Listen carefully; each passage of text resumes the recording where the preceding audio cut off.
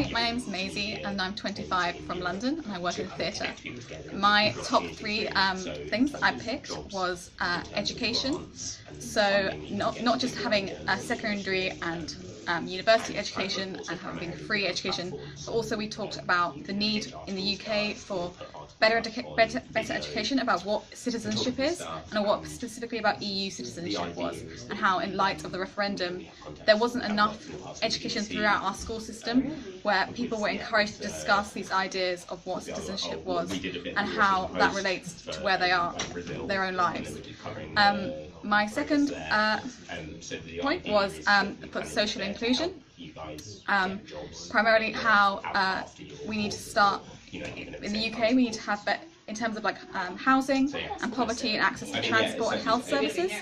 how this needs to start at a local level before we can really, and then build it up into a much more international level. So until people feel connected to their own communities, it's quite a lot harder for them to feel connected to multinational communities. And how,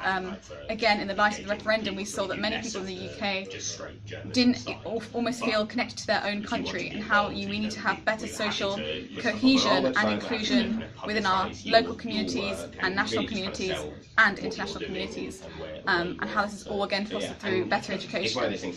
My third point was for youth in the world,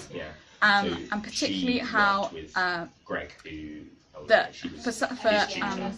issues that are borderless, that go beyond countries, and which many young people are